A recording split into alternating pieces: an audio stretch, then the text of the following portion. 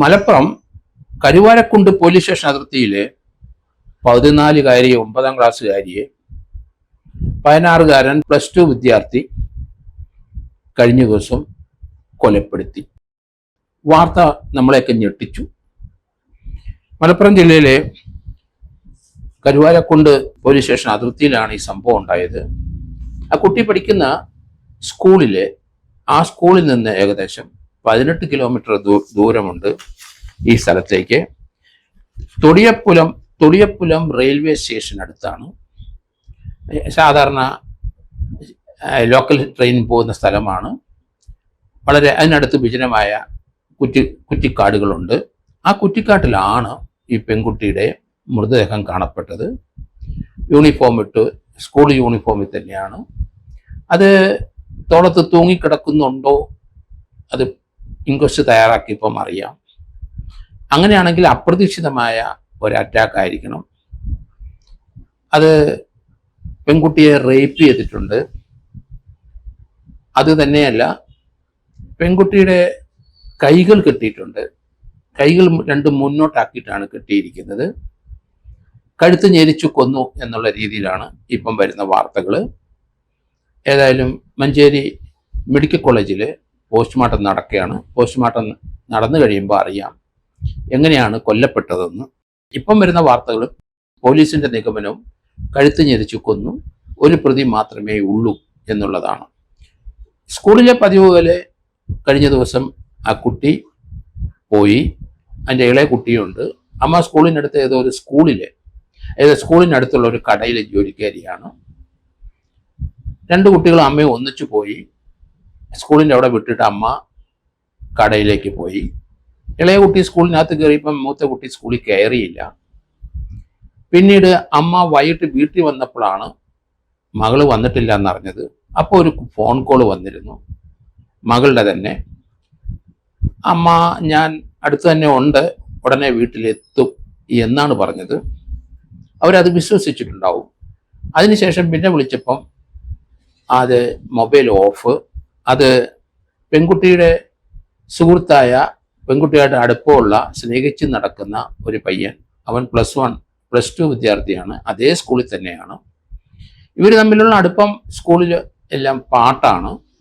ഇതിനെ സംബന്ധിക്കുന്ന ഒരു പരാതി പെൺകുട്ടിയുടെ അമ്മ കരുവാരക്കുണ്ട് പോലീസ് സ്റ്റേഷനിൽ കൊടുത്തിരുന്നു. കാരണം ഈ പയ്യൻ ആ വീട്ടിൽ വന്നു.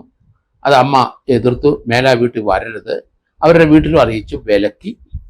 അങ്ങനൊരു സംഭവം ഉണ്ടായെങ്കിലും പൂർവാധികം ശക്തിയോടെ അവർ പ്രേമിച്ച് നടന്നു. അത് വകവെച്ചില്ല രണ്ടുപേരും. പെൺകുട്ടി ഇപ്പോഴ് കൊല്ലപ്പെട്ട് എന്ന വാർത്ത നാട്ടുകാർക്കും നമുക്കാർക്കും വിശ്വസിക്കാൻ പറ്റുന്നില്ല. ഇതൊക്കെ വലിയ പ്രായപൂർത്തിയായവർ ചെയ്യുന്ന പ്രവൃത്തി, ക്രിമിനലായിട്ടുള്ളവർ ചെയ്യുന്ന പ്രവൃത്തിയാണ്. പക്ഷെ കൊച്ചിന് 9ാം ക്ലാസ് വിദ്യാർത്ഥിനിയാണ്. അതേ സമയത്ത് മറ്റേ പയ്യന് 17 വയസ്സ് കഴിഞ്ഞിട്ടുണ്ടാവണം. 16-17 വയസ്സുണ്ട്. അയാൾ +2 വിദ്യാർത്ഥിയാണ്. ഇത്ര ചെറുപ്പത്തിലെ ഇവർക്ക് പ്രേമം അങ്ങോട്ട് മൂത്തു.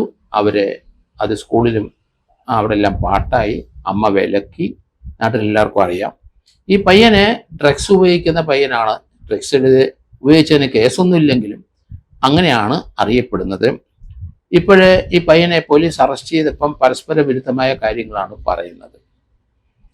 എന്തായാലും അമ്മ പോലീസ് വിളിച്ച് കംപ്ലൈൻറ്റ് ചെയ്തതിൻ്റെ അടിസ്ഥാനത്തിൽ പോലീസ് രംഗത്ത് വന്നു. അവസാനം അമ്മയെ വിളിച്ച ഫോൺ നമ്പർ ഇവളുടെ കൂടെ പഠിക്കുന്ന +2 വിദ്യാർത്ഥിയുടെയാണ്. പോലീസ് അയാളെ വിളിച്ചു. ഏതായാലും അയാളെ കസ്റ്റഡിയിലെടുത്തു. ചോദ്യം ചെയ്യുമ്പം പരസ്പര വിരുദ്ധമായ കാര്യങ്ങളാണ് മനസ്സിലാകുന്നത്. എന്നാൽ അവിടുത്തെ ലോക്കലായിട്ടുള്ള ചില ആൾക്കാർ പറയുന്നത്, ഈ പയ്യന് ഈ സംഭവത്തിന് ശേഷം ആ കുറ്റിക്കാട്ടിൽ നിന്ന് അടുത്തുള്ളൊരു വീട്ടിലേക്ക് ചെന്നു. അവിടെ ചെന്ന് വെള്ളം ചോദിച്ചപ്പം വെള്ളം കൊടുത്തു. അപ്പം ആ പയ്യൻ പറഞ്ഞ, അപ്പം എവിടെയാണ്, ജോലിക്ക് വന്നതാണ്, ഇവിടെ അടുത്താണ് വീട്, എൻ്റെ ഫാദറിനെ ഒന്ന് വിളിക്കണമെന്ന് പറഞ്ഞപ്പോൾ അവർ മൊബൈൽ കൊടുത്ത് അയാൾ വിളിച്ചു. അന്നേരം പിതാവ് അവിടെ വന്ന് പയ്യനെ കൂട്ടിക്കൊണ്ട് പോയി എന്നാണ് പറയുന്നത്. എന്നാലും പയ്യനെ ആകെ വേർത്തിരുന്നു, ആകെ വെപ്രാളപ്പെട്ടിരുന്നു എന്നൊക്കെ ആ വീട്ടുകാരുടെ മൊഴി വരുന്നുണ്ട്. തൊടിയപ്പുലം റെയിൽവേ സ്റ്റേഷനിൽ അവിടെ അധികം ആൾക്കാരാരുമില്ല. വളരെ വിജനമായ ഏരിയയാണ്. കുറ്റിക്കാടുകൾ ധാരാളമുണ്ട്. അവിടെ എങ്ങനെ ഇവർ രണ്ടുപേരും വന്നു? എങ്കിലും ലോക്കലാണ്ട ചില യൂട്യൂബേഴ്സിൻ്റെ ആളായിരിക്കണം. ആരോ പറഞ്ഞ 3-4 പേരെ അവിടെ വെച്ച് കണ്ടിരുന്നു എന്ന് ആരോ പറഞ്ഞതായിട്ടൊക്കെ ഒരു വാർത്തകൾ വരുന്നുണ്ട്. ഏതായാലും പോലീസ് അത് തള്ളിക്കളഞ്ഞു.